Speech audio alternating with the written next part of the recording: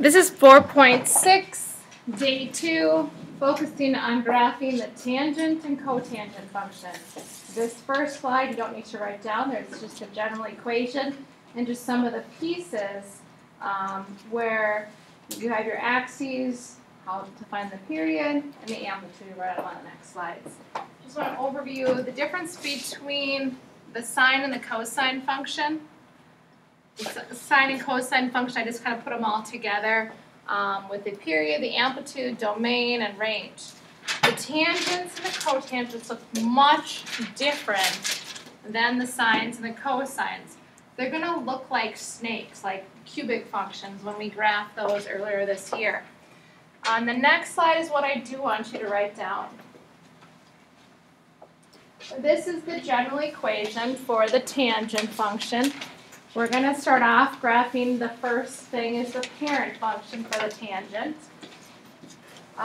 You have A, B, C, and D that can affect the tangent function's change in, let's say, the period or where the asymptotes occur. You're going to have snakes going on. And the way I remember which direction the snake goes is I am right-handed. So the snakes go like this. This is rising on the right because I'm right-handed. And then on the left, it's going to fall. It'll be the opposite when we talk about cotangent. The next thing is there are asymptotes, vertical asymptotes, similar to asymptotes when we deal with secant and cosecant. And they occur where they are undefined.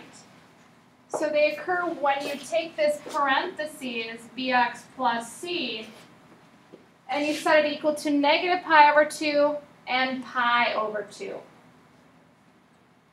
And then the last thing on this slide is the length of the period, how long one revolution occurs. How you find the length of the period is one revolution is between two asymptotes, the vertical asymptotes.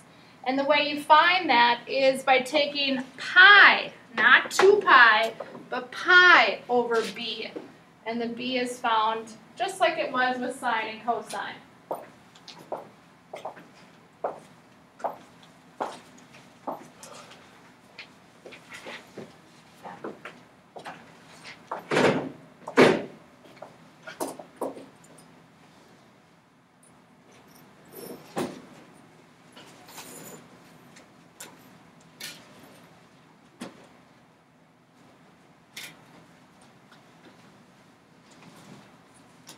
And there is no amplitude, but the A value just tells you how much you stretch the snake out, how tall it gets stretched vertically. The D value is how much you shift it up or down, just like you did in your sine and your cosine function. And then that parentheses bx plus c is where you start and stop your left and your right asymptotes.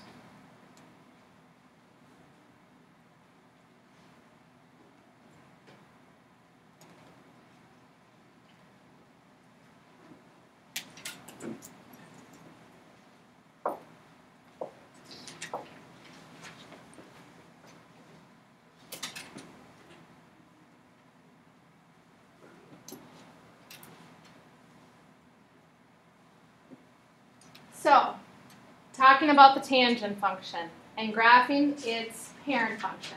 I want to explain a little bit first, before we go out and graph it, where the ordered pairs come from on the unit circle.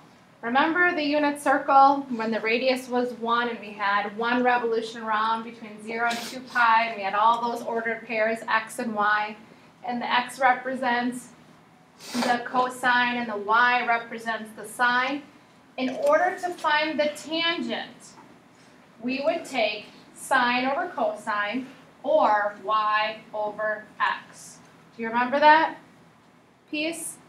How you evaluate the tangent function on the unit circle is take the y divided by the x. So if I ask you this question, where on the unit circle is the tangent of x undefined? When will I have a 0 in the denominator? So think about our unit circle.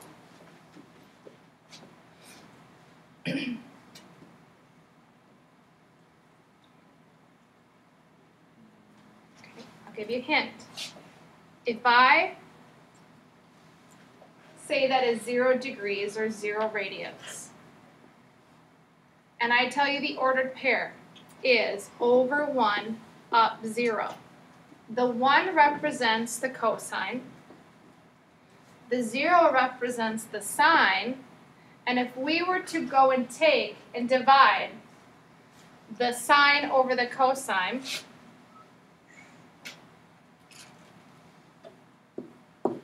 we would get 0. True?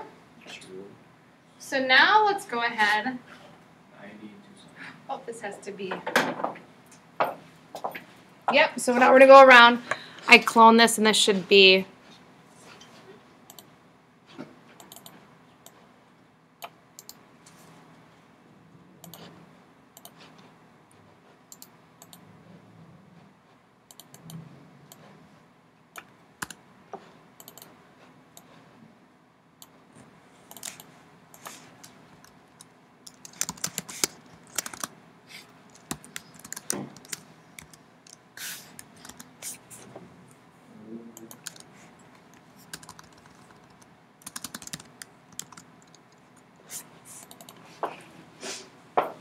So then we continue around and we go to 90 degrees or pi over 2. And then we go to pi, and then we go to 3 pi over 2. This is 0, 1, negative 1, 0, and that's leading us up to cotangent also. And then over 0, down 1.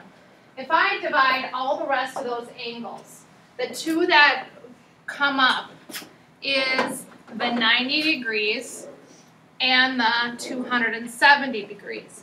If I take the cosine over the sine, so 1 over 0, now it is undefined. Do you agree? But they want that first angle to be a negative angle, the first asymptote. So 3 pi over 2 is also coterminal to negative pi over 2. Do you agree?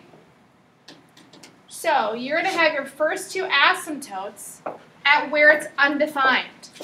So on the unit circle, we are undefined at pi over 2, negative pi over 2. And if we continue on, more revolutions. 3 pi over 2, 5 pi over 2, etc. These are where the vertical asymptotes are going to occur. That's where this left and right asymptote came about. Since my bx plus c is just x, that's why I don't have any changes in its left and right asymptote. So now let's go ahead and graph this tangent function. So on my x-axis, which is my angles, I have a vertical asymptote at negative pi over 2.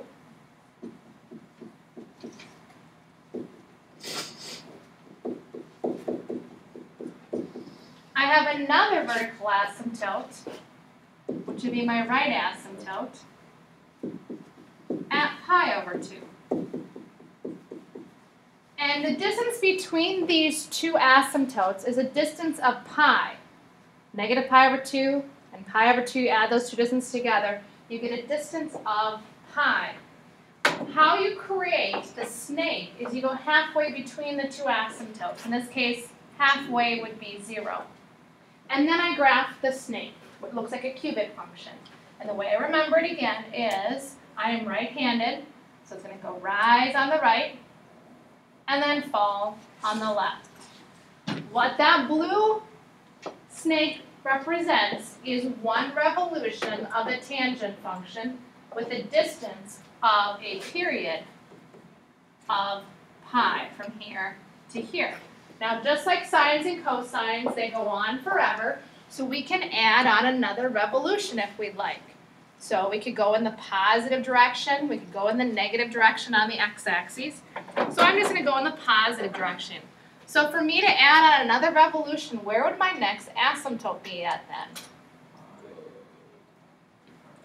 3 pi over 2, and didn't we just kind of talk about that? 3 pi over 2 on the unit circle is also undefined. So our next asymptote is at 3 pi over 2. And then we would go halfway between those two asymptotes, which is right here, which is pi, construct our snake, rise, and fall. There is another revolution for our tangent.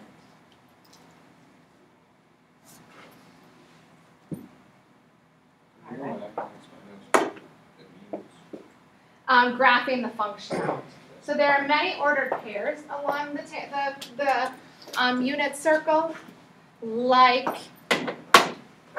45 degrees. So at pi over 4. That ordered pair is square root of 2 over 2, square root of 2 over 2. If I were to take the sine divided by the cosine, what would you get? 1. So at 45 degrees, if I come back over here, pi over 4, I would have that next point, 1, it'll go up there. So just not spending the time finding every single ordered pair to construct those snakes. Does that help a little bit more? I'm going to stop the recording.